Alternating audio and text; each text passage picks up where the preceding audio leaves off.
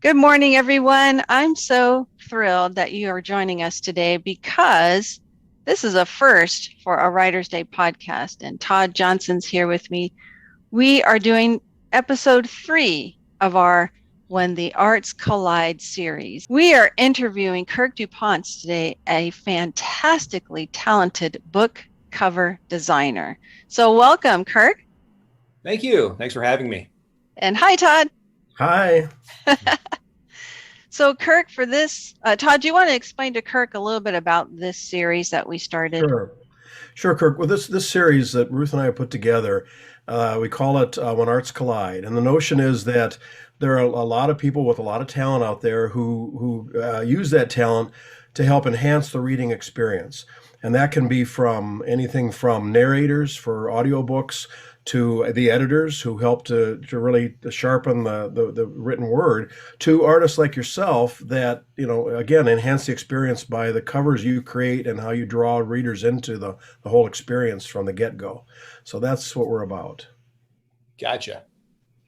So, why don't you tell our listeners a little bit about yourself, and then we'll go from there with some follow-up questions. All right. Well, I've been designing book covers since I hate to say this, but it was like 1995. Wow. So yeah, a lot of years. I got my first book cover gig from Zondervan because I went to college in Grand Rapids, Michigan, and I met an art director at an art history class. It was at night. And when I found out what he did for a living, I was like, dude, you are going to be my best friend, because I totally wanted to do book covers. And that was my senior year in college. So I wasn't completely sure what I was going to do. Anyway, he was gracious. He gave me an academic cover, and it went pretty well. I needed a lot of help from him to kind of figure out, because it's a whole different way of thinking than when you're an artist in college and then getting a professional job. And, every job has its own niche and understanding. And anyway, he was great. And then I got a couple other jobs from other art directors at Zondervan. And I still do some work with them. And I don't know, it turned out to be a really good niche to be in, because essentially once you're in with a publisher, they have cycles of books. So hopefully they throw you a bone every now and again, and you can make a living out of it. But yeah, like everything else, it's about relationships. So over the decades I've been doing this, a lot of art directors have come and gone in my day. So it's funny, like 1 year, one publisher will be, my big client. And then, I like some publishers I haven't worked with for years now, because they just turn over. So anyway, it's a great job. I really enjoy it. I can't think of anything else I would rather be doing, especially with my skill set. I'm like, I am so not handy. Like, I'm useless around the house for fixing a toilet or something like that. So it just works out for me. That is so great. Oh, thanks. Kirk, let me ask the obvious question you must get asked a lot, and that is, how are you inspired, and how do you get to that place of inspiration to develop a cover? Every cover is a little different, which is part of what makes the job great. Like, every time, hopefully it's a new challenge. At the same time, that also makes it a difficult job, because I can't just coast. Every book is its own challenge, and every book, I can't say as I follow the same routine every time. So if there's a manuscript available and I've got time, I do prefer to read the book, because there's nothing better than actually immersing yourself in that world when you're going to develop it. But I don't always have that opportunity. So generally, I would say I go online, I'll research whatever the genre is. I've been fortunate enough to work in many different genres. I don't just do fiction, not just sci-fi, fantasy, which I do love. I'll be doing a horror cover one day, and then Mhm. a young adult fiction the next, and a gift book for Granny after that. It's very, it helps my design ADD that I can work on so many different genres and projects. But generally, it'll start with me researching, just going online to Google. It's very easy today to do that, and just seeing what's selling in that particular genre, just to get a feel for it. And then usually as I read, I imagine everyone else is the same, but you kind of picture it's like a movie in your head. So, Mhm. what scenes would really work for the cover. Not that it has to be a specific scene on the cover. Generally, my thought is that I'd rather create a mood or an atmosphere as opposed to actually telling the story, but kind of, you don't want to give a bait and switch, put something on the cover that doesn't reflect the interior, but so it has to say what the book's about, but it doesn't have to be specific to the book. As long as you get the feeling for, is this a dark fantasy, or is this a sci-fi with robots, or as I look at the thing on the screen. Yeah. Dragons, right? Yeah, exactly. So it's fun. Every cover has its own challenge. And like I said, that's the great thing, and it's also what makes it very difficult. So I was going to ask a little bit about your process now. From looking at the different covers on your website, do you go by selecting a photograph first and then build upon that? Like for the cover Dust, you have Big Ben in the background, and then you added the beautiful title, the typography and all. Or I noticed from the video on your website, sometimes you do 3D modeling of a character or a creature that's going to appear on your cover. So does the publisher kind of say, hey, we want a picture of a woman or a man on the cover, or do they just give you, free will to do whatever you want? Yeah, it's a mix. Every publisher is a little different. For the most part, publishers don't get real specific about what they want. Some do, but not all. So sometimes it'll be, yeah, while researching, I'll go through stock sites and see something that inspires me. Sometimes I have a very specific idea in my head. I'm a photographer as well. So I'll photograph models or hands or whatever it is that I need. And 3D is kind of an offshoot of the photography, because it's very much like photography in that you can light whatever it is that you have in this 3D world, and you can put the 3D camera, any angle you want, depth of field, and it's all very similar to photography. And I got into 3D, it's probably been about 10, 15 years ago, when it wasn't as robust as it is today. But 3D is, especially when you're doing sci-fi fantasy stuff that you can't actually photograph. Yeah, there's not enough dragons around to get a Yeah, really you good can't go picture. out and They won't photograph sit a still dragon. long enough, right? Yes. So 3D is great for that. So anything I can't photograph, I can create in 3D. And then if I do photograph people, I can composite them into Photoshop.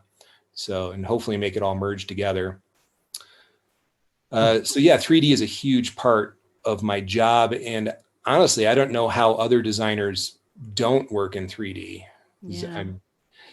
I wouldn't say that it saves time necessarily, because it's actually very time consuming. Fortunately, I really enjoy working in 3D. I feel like, I mean, now you can create actual environments, with mountains and trees and rivers. Wow. And I mean, it looks like a photograph, That's awesome. with the way technology is today. So, I mean, I really feel like I'm creating, you get a feeling of what God must feel like. Not that I'm anywhere, but you do actually Yeah, get remember he's the feeling. listening, so That opens up a whole bunch Hearing. of questions we could oh ask yeah. you. Uh, but Well, yeah, Yeah.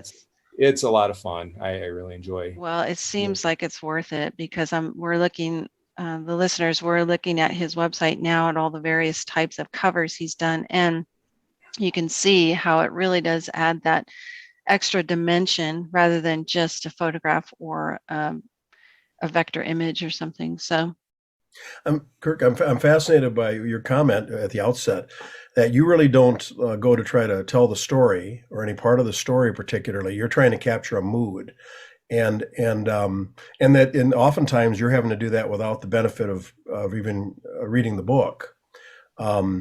So how do you have a conversation then with either the author or more likely the publisher to kind of get a sense of the mood you're trying to capture, or how do you go about that? Yeah, some publishers will give me a manuscript and hopefully have some time that I can read it and get into it.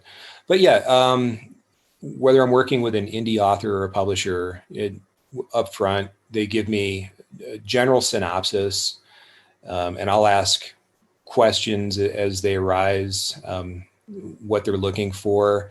A lot of publishers will give you, like, I don't know, 3 or 4 pages, and in that they'll have the synopsis of the book, but they'll also have character descriptions and key scenes in the book.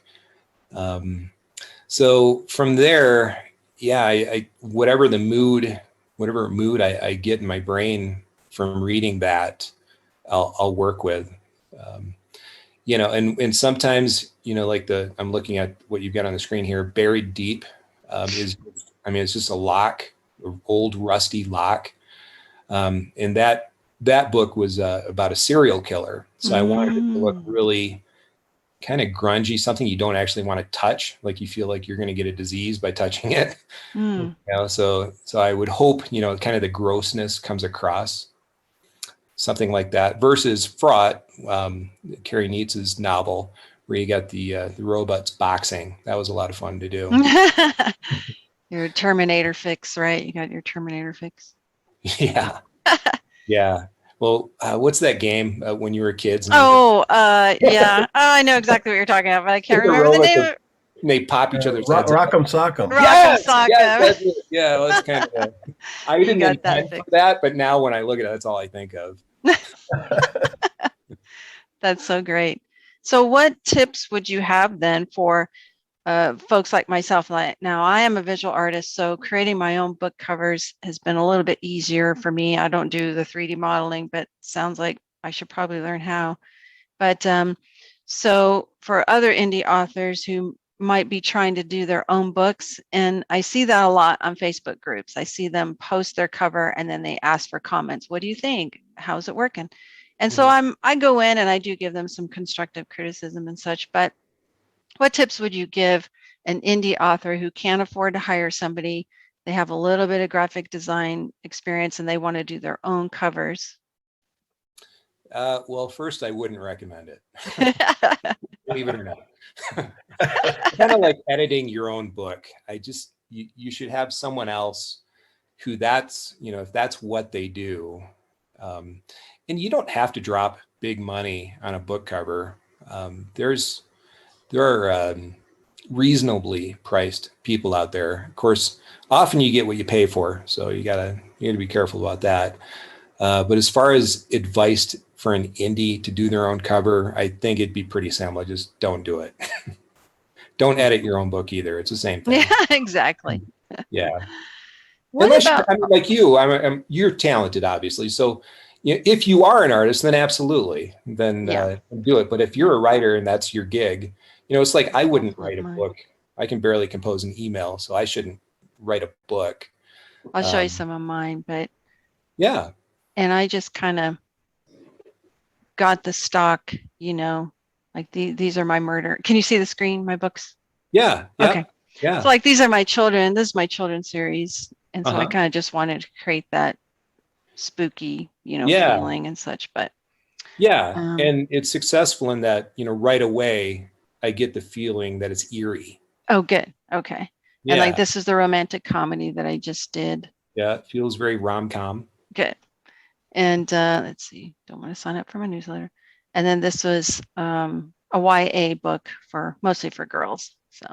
So yeah, I agree with the start with the mood. I totally agree with that, what you were saying. Try not to tell the whole story, right? But create the mood, let the reader know what type of genre they're going to be doing or, diving into. And you do a good job with your typography. Do you get any advice from the publisher or the author?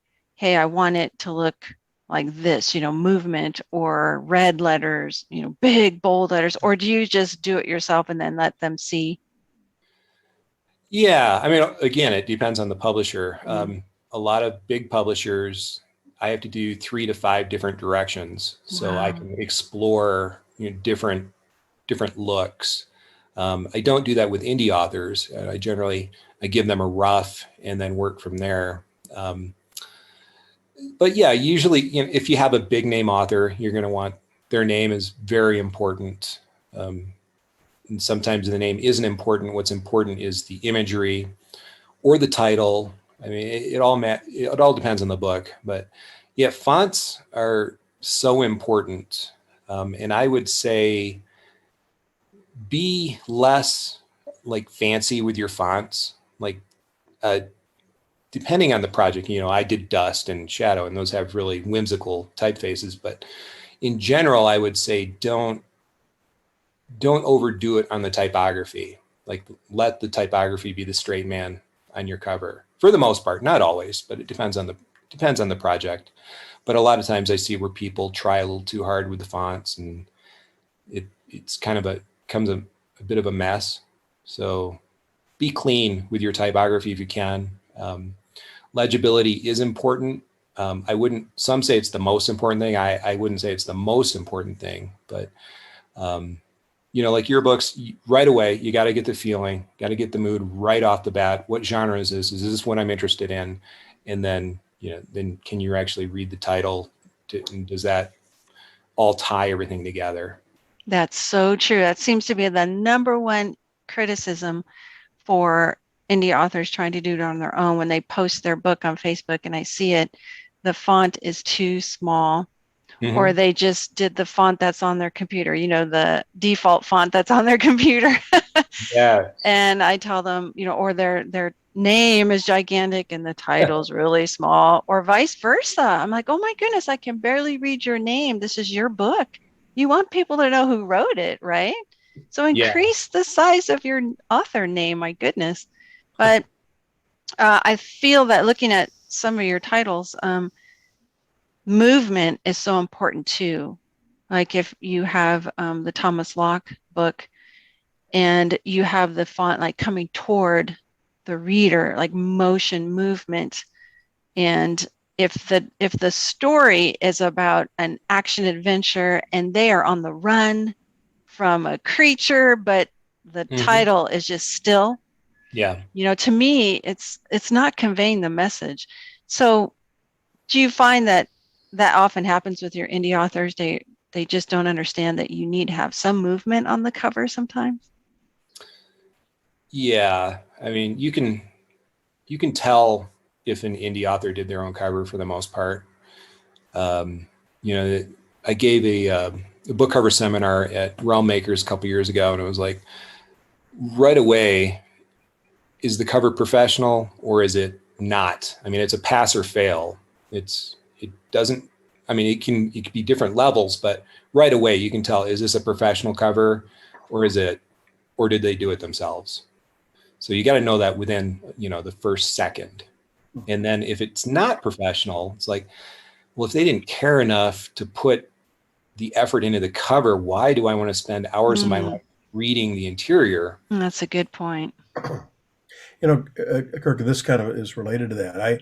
It strikes me that a good book cover, it sets the stage for the book. As you said at the outset, you're establishing a mood, and it becomes a part of the whole experience of the book. It literally, I just felt like it was a phenomenal book cover on my most recent book, The Barrister and the Letter of Mark, and the artist created a mood there with a dark with a lot of greens, but a dark view of a individual with a tall hat crossing a bridge and in misty London. And I thought, and I loved it. And my thought was, look, you not only, hopefully intrigue people about the book, but you've already set the stage for what, kind of put them in the mindset to read. Mm-hmm.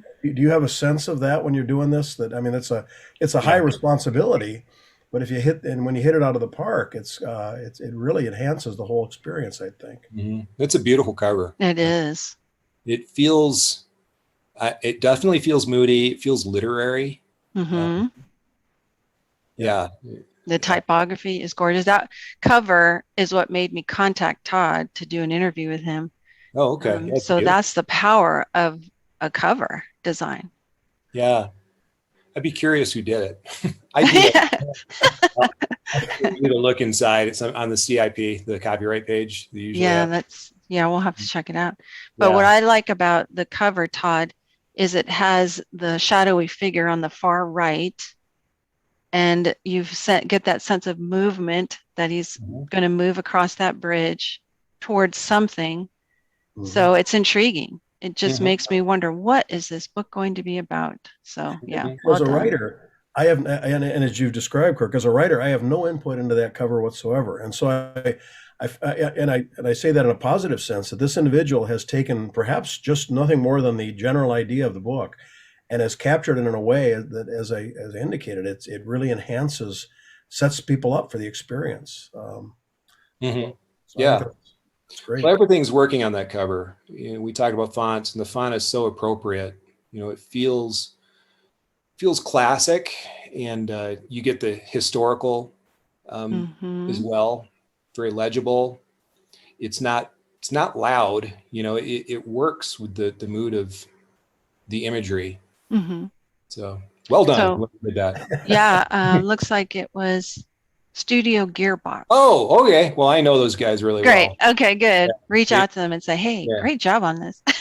David Carlson and Chris Gilbert. Okay. Chris and I actually went to art college together. Oh, neat. Small world, huh? Yeah, it's probably Chris's cover. So those of you listening, go check out Todd's book, The Barrister and the Letter of Mark, and you'll see this gorgeous cover design. Yeah. And the importance of a cover for your story. Yeah. As a professional, Kirk, you must see. You if you walk through a bookstore, I imagine you're catching all these covers and evaluating them. Do you find yourself doing that? Hey, this one really great. Oh, I don't know, what did they come up with this for? That kind of stuff. Right. It was funny this morning to kind of get in the mood. I typed in the best book covers of 2021. Oh, interesting. And I do not meld with what they think are the best covers. It's like this kind of the New York abstract mindset. Like, are these books actually selling, or are they just, I don't know. For me, it's more important to sell the book than, I don't know. They feel literary, but it's just so abstract and it seems to be trends. There's a lot of trends. Sometimes a rom-com, like right now, is just the vector images like a silhouette of a man and a woman, interacting, kind of sassy looking. Right. But for literary books, it seems to be like just a flat color and then the typography, and that seems to be about it. So it goes like in trends, and a lot of authors want to keep up with those trends, especially indie authors. They'll Google like you did and say, okay, so I got to make my cover look like this because this is a trending cover design, so I got to make mine like that, without even taking into consideration the story that they just wrote. They just want to be trendy. So right. Kirk, I'm also still looking at your page. How in the world did you, what was your reaction, maybe is a better way to put it, when you got the book titled Amish Vampires in Space? What were you going to do with that?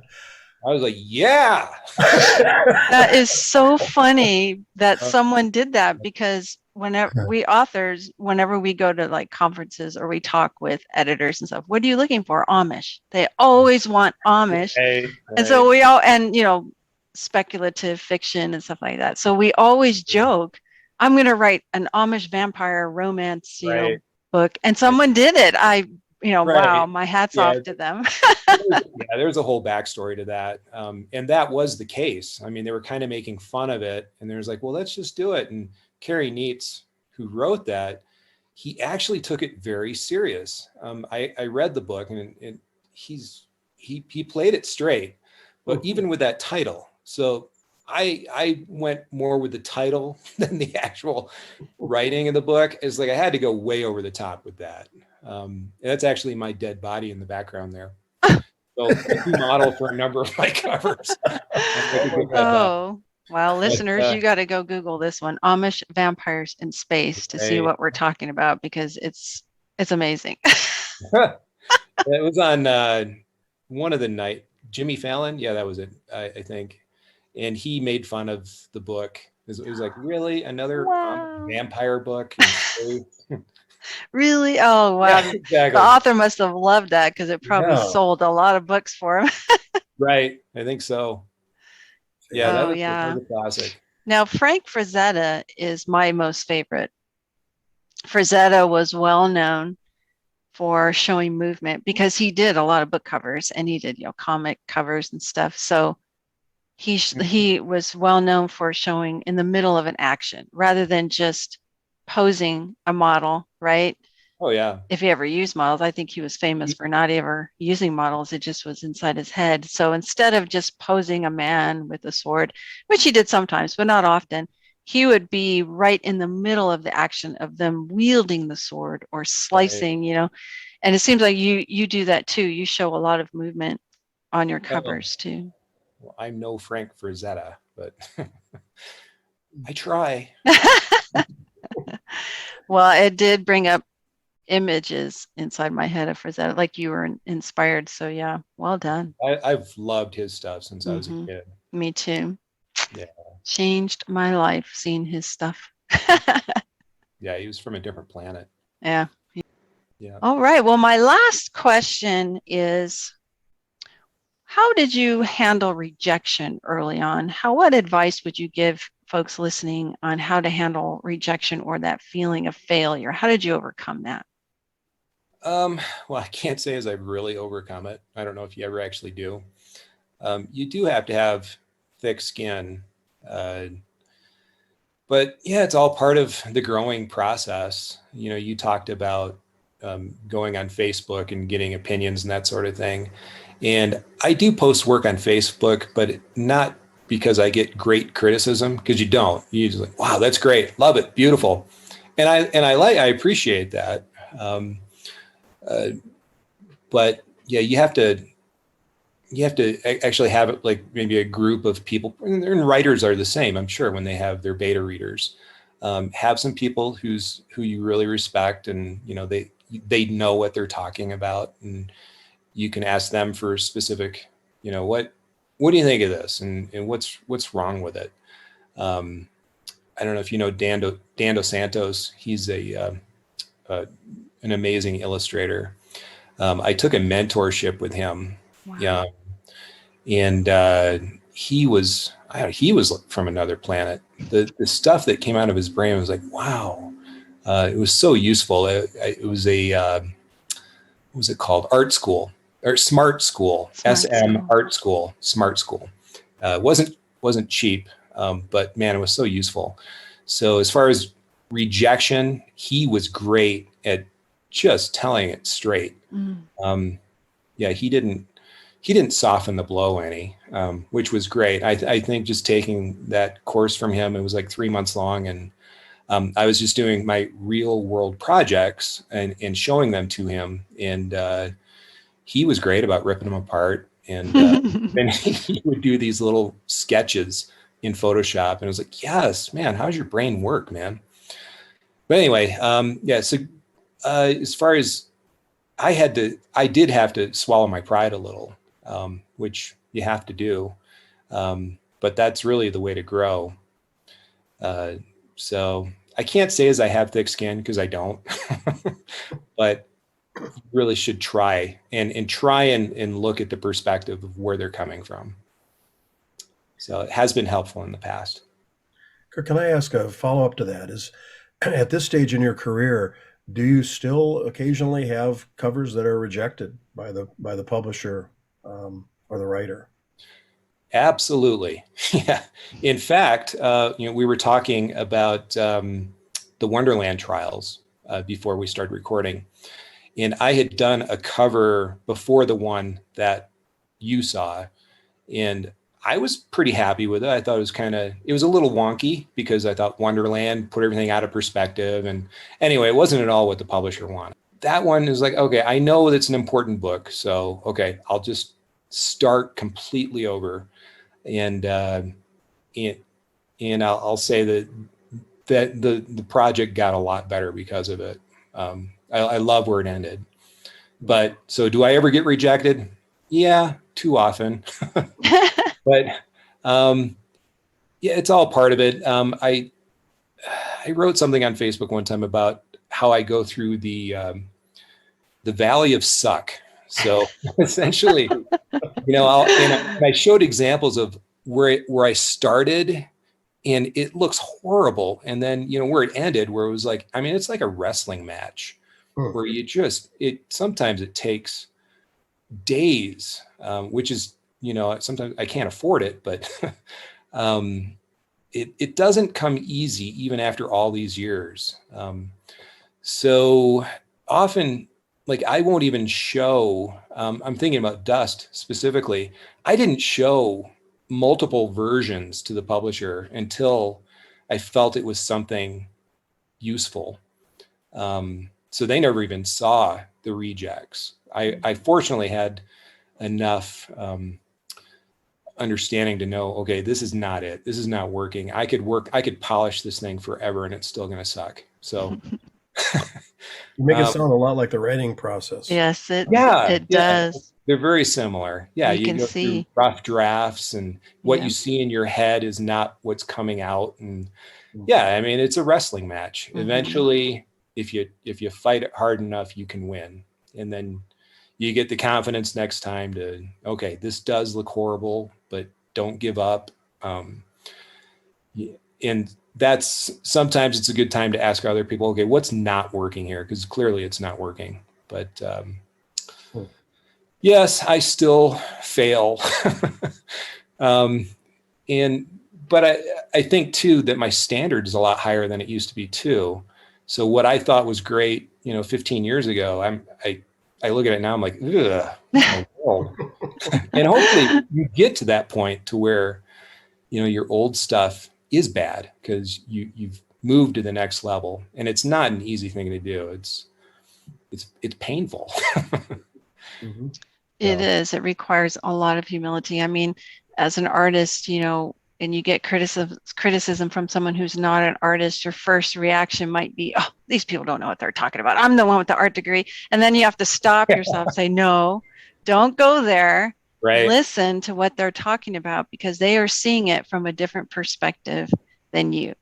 And we talked with Sarah Ella about that beautiful cover. And I told her that the art process is very much like the writing process where you need to step back, and let other people look at your work and they'll point out your mistakes and then you can go back and fix them. And for me, I post videos of myself creating art for my art page on Instagram because I have a lot of former students on there and I want them to see that the first version of the painting or the drawing is horrible and that I keep working it and keep working it. And then I show them the final product.